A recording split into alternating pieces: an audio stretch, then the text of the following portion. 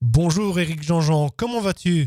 Ça va très bien, merci de m'accueillir, merci beaucoup. Merci à toi. Éric Jean-Jean, tu es animateur, présentateur en radio et en télévision, producteur et journaliste musical et depuis peu, un peu écrivain puisque tu viens de sortir aux éditions Histoire insolite de la chanson française un livre gorgé d'anecdotes et de confidences.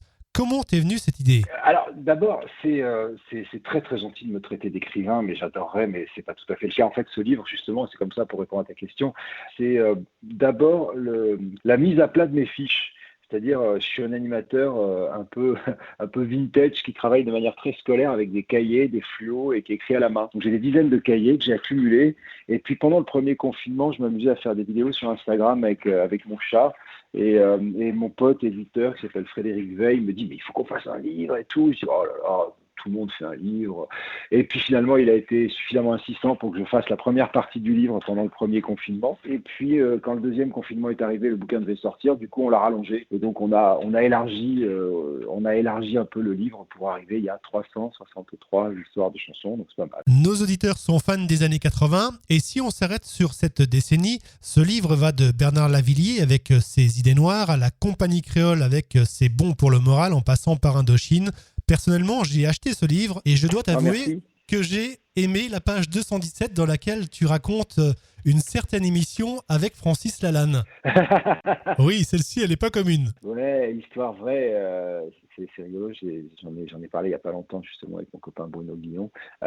Ouais, c'est une histoire un peu folle de Francis qui fait un malaise en direct à la radio. Il avait passé une telle journée, c'est-à-dire qu'il avait fait Fort Boyard, il avait fait un clip avec Gynéco, et puis voilà qu'il débarque chez moi, puis c'est de 22 heures à minuit. Et puis comme il est toujours dans l'émotion, bah du coup il se met à fond dans l'émotion, donc ça provoque chez lui un truc qui fait qu'à un moment il a vraiment un malaise. Moi j'ai cru qu'il était mort, quoi. Mais bon, voilà, il s'en est sorti, mais ça reste un des moments les plus marquants de ma carrière en termes de putain qu'est-ce qu'on fait quoi.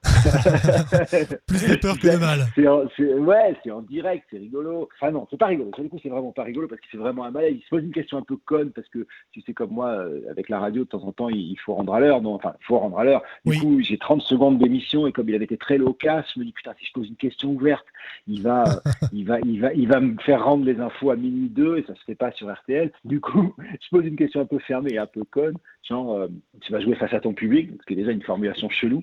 Et lui, il fait et moi, je dis ah, je ricane un peu, genre qu'est-ce qu'il fait? Et là, t'entends poum, poum, poum, et le premier poum, c'est sa tête contre le micro, le deuxième, sa tête contre le desk, et le troisième, c'est la chaise métallique sur laquelle il était assis. On était dans le studio de George Lang, qui est un studio un peu haut, donc la chaise était haute, et il est tombé, tu sais, mais pas quand tu tombes, toi, en te protégeant des mains, quoi. Il est tombé comme une masse, et donc c'était bien flippant.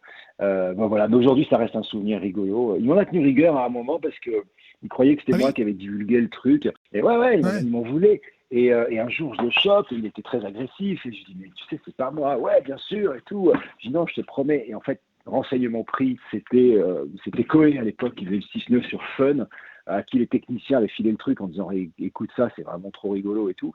Et il le mettait en boucle sur Fun, sauf que moi, c'était pas mes horaires, c'était pas ma radio, donc j'écoutais pas. Et du coup, quand Francis me tombe dessus, je pouvais rien lui répondre, je savais pas de quoi il me parlait. Et en fait, ça s'est fini qu'il a appelé devant moi Cécile de Ménibus, qui lui a dit bah non, c'est nous qui l'avons récupéré, tu crois qu'on n'est pas assez grand pour récupérer les sons qu'on a envie d'avoir et tout.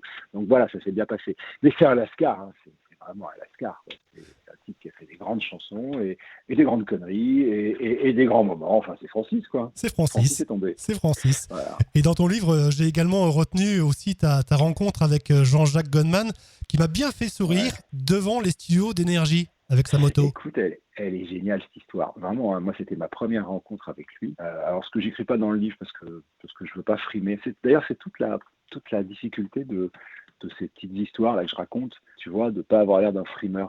Mais bref, je gare ma moto devant Énergie. On devait être en 92-13. J'allais interviewer Jean-Jacques Goldman, ce qui pour moi était très très impressionnant. Enfin, tu vois, tu es journaliste, t'es animateur ou journaliste d'ailleurs, et tu vas interviewer Jean-Jacques Goldman, c'est un peu le taulier.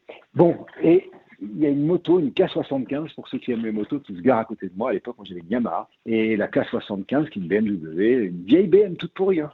Pas une BM de frimeur, mais vraiment, tu vois, un vieux truc qu'il a gardé des années. Et après, il a acheté une Yamaha quand il est parti à Marseille. On parlait de moto à chaque fois qu'on se voit. Et le mec se gare à côté, sort pas son casque, et demande super poliment au vigile d'énergie, qui était pas commode, s'il peut se garer là. Il m'a dit, ouais, mettez-vous et le gars sort son casque et c'est Goldman. Et moi, je tombe de ma chaise, quoi, genre, enfin de ma moto presque. Et donc, je dis bonjour, Jean-Jacques, voilà, je suis Eric, on va se parler et tout. Donc, et pendant tout la montée, c'était au 6e étage, Énergie à Iéna à l'époque, on a parlé de la marque de nos casques respectifs. Il avait Arai, moi Shoei, ou le contraire, je sais plus. Et puis après, il m'a invité à venir faire de la moto avec lui quand il allait faire des balades. Ça, c'est un truc un peu magique, mais j'ai une relation d'amour avec lui. Enfin, c'est pas mon ami du tout. Enfin, c'est une relation. Moi, j'ai beaucoup d'admiration pour lui. J'ai vraiment beaucoup d'admiration. D'ailleurs, tu sais que mon prochain livre, je suis en train de l'écrire sur lui. Alors ça, c'est une excellente idée, Éric Jean-Jean. J'achète. Et comme tu l'évoques dans ton livre, on espère tous son retour. Ouais, j'aimerais bien, j'espère qu'il va venir. Après, il n'y a que lui qui sait. Et encore, je suis pas sûr qu'il sache ou qu'il ait pris sa décision. C'est toujours des chansons, mais je crois qu'il ne veut plus faire d'album à un moment, parce que j'ai un de mes copains très proches qui lui avait demandé de produire un de ses albums et il lui avait répondu un mail, parce qu'il répond par mail, Jean-Jacques, souvent. Et il lui avait répondu, écoute, non, je suis plus dans le coup. C'est très gentil de demander, mais c'est vraiment, je suis plus dedans.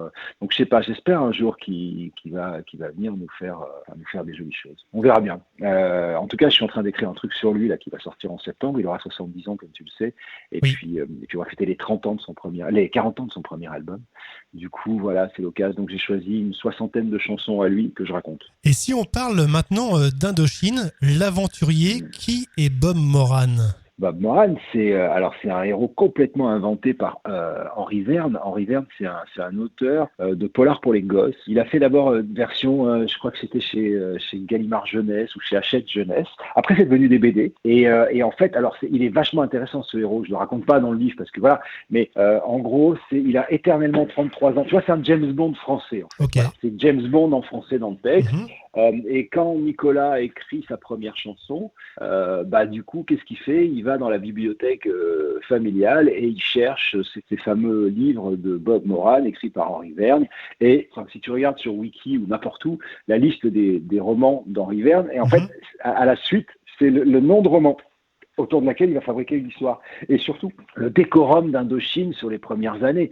Indochine, c'est pas l'Indochine à cause de Marguerite Duras et Barrage sur Pacifique, le livre, et toute l'histoire de Bob Moran, le héros, tout ça va fabriquer le premier 7 titres d'Indo, puis le deuxième album d'Indochine, qui seront autour justement de l'Asie, etc., avant qu'arrive l'album 3, qui là pour le coup va les amener vers des thèmes un peu plus sociétaux. Mais c'est Bob Moran, bizarrement, et cette histoire écrite par Nicolas en utilisant les romans qu'il lisait quand il était petit, qui va donner le ton de ce que va être Indochine. Un autre exemple, Éric Jean-Jean, dans les années 80, une anecdote qui t'a marqué ?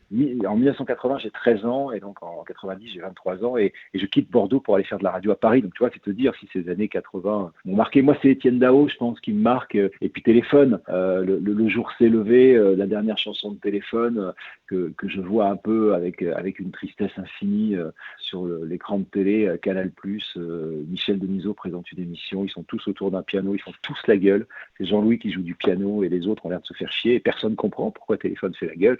En fait, on comprend un mois plus tard qu'ils vont se séparer, en fait, et le jour s'est levé, c'est le chant du cygne de Téléphone. Voilà, après Étienne Dao, Pop Satori, ou même, là, il y a pas très longtemps, je me suis amusé à travailler sur la chanson Weekend à Rome avec la voix de Lio. Tiens, j'ai une anecdote rigolote sur Lio, la voix de Lio pour Weekend à Rome. Tu te souviens, alors, Lio, belge, d'origine portugaise, qui chante en italien sur une chanson du français né en Algérie, Étienne Dao, ça fait beaucoup de voyages. Et en fait, c'est Alain Manval, l'animateur, qui avait fait le go-between entre les deux et qui avait proposé à Lio de rencontrer Étienne. Il se rencontre chez Angelina, qui est un café très chic à Paris, boivent un chocolat, elle est d'accord, et le jour de l'enregistrement, elle est super enrouée. C'est pour ça qu'on la reconnaît à peine. Elle a la voix beaucoup plus basse que d'habitude, tout simplement parce qu'elle est malade. Merci d'avoir répondu à notre invitation, Éric. Un livre passionnant, Je t'en prie. Histoire insolite de la chanson française, aux éditions City, est signé Éric Jean-Jean. Et je te dis donc à très bientôt sur Méline 80 pour le volume 2 bientôt. Et pour Jean-Jacques Goldman. Ouais, le volume 2, ça sera sur du pop-rock. Là, on va partir sur l'international. Il est déjà écrit, mais on va attendre un peu avant de le faire sortir.